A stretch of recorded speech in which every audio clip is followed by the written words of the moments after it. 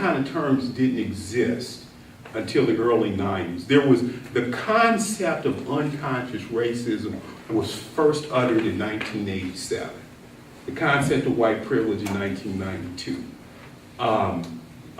So what we were dealing with were the good white teacher was like somebody who felt like they were doing charity work. It wasn't like they thought you were intelligent, but it was very condescending. It was like, you need our help. And I'm such a good person, I'm going to help you. But I dare say, I think throughout the whole process, in fact, I even tell you this. I went to what I would consider to be the best law school in the country. None of them understood the black experience. So if we tried to talk about the black experience, since they didn't understand it, it was wrong. You're wrong, you know? That's not how it works. And we're going, no, this is exactly how it works in our world. And like, well, there's something wrong with you. So I would say white teachers were, in education, they were probably the greatest problem. Yeah. That white teachers were probably in the aspect of education, right? So Oh, yeah. what would be not just in education, but other things, not included. What were other problems I had? Beyond the white teacher.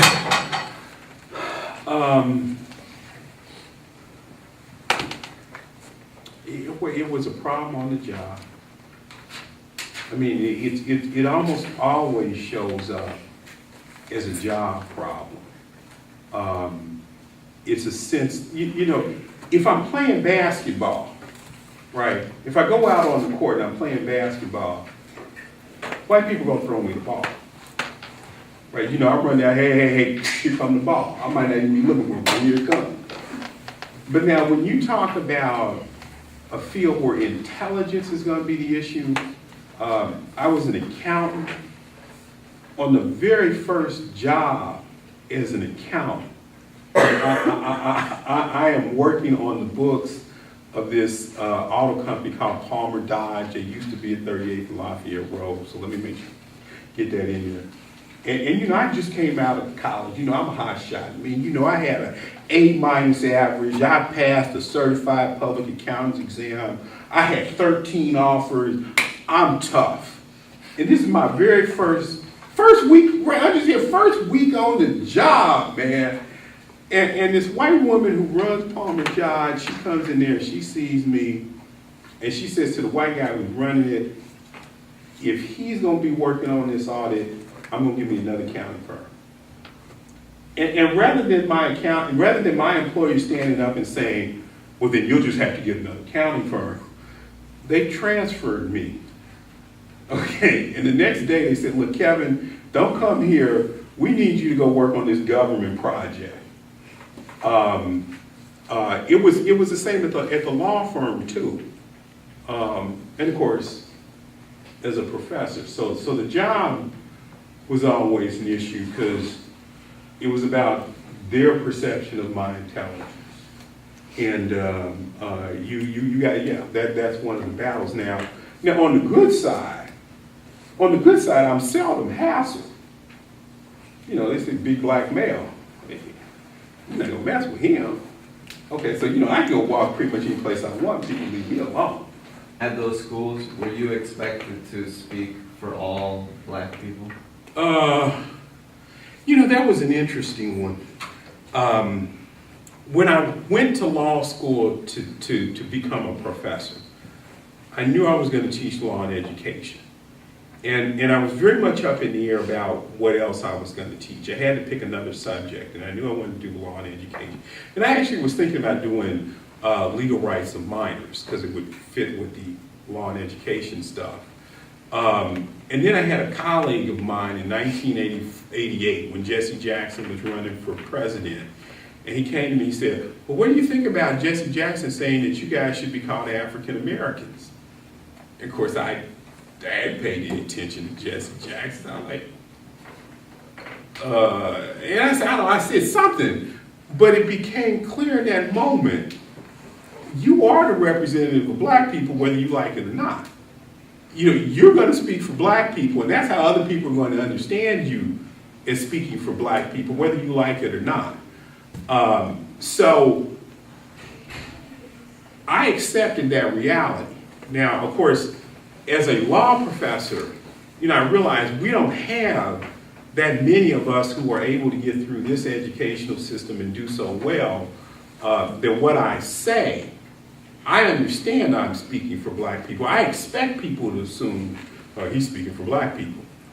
So when I speak, I'm always consciously aware of that.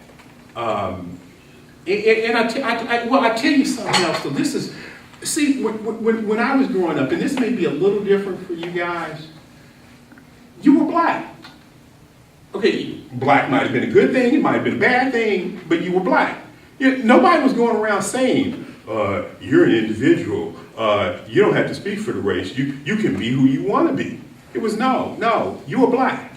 And if you do poorly, other black people will suffer. If you do well, and you show a good example, other black people will be helped by your example. But you are not an individual, you're a black person. So in some sense, I think I always understood that. And I tell you, here's what you can do. Ask somebody this.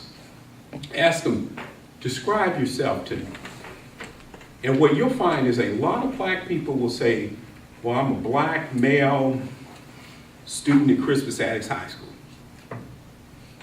Which means they're saying, I'm black first. Okay, that is who they are. They're not someone outside of their race. Now, you go ask a white person, who are you? And they'll say, well, I go to this school, I'm so-and-so's son or daughter, I'm a Rotary member of the Rotary Club, but they won't say white because they're not defined by their race. They have a sense of an individuality we never had. It kind of kills me actually when I had to say I'm kind of shocked because I see this a lot with young blacks. That in some sense they see race as not important, that somehow the battles that we fought were battles in the past, they don't exist today. And it is better. There's absolutely no question about it. It's not a little better, it's a lot better. But those battles are still there. I'd say the other problem is I'm doing well. Don't get me wrong, I'm not doing a little well, I'm doing very well. I have parties in my house just so I can show people how well I'm doing. Okay, understand that. I live in $1 million house. I live on, literally, this is not a joke. I have my own private forest in Bloomington. I come out of my house and I have access to thousands of acres of wooded land, and there's nobody there. I can come out of my house, I can walk with no clothes on, any place I want, for 2 hours, and I would never come into a soul. I'm trying to tell you, I live well. But you ask me about my friends, you ask me about my relatives, you ask me about my brothers. When you're black, most of the people who are black are really hitting the roof.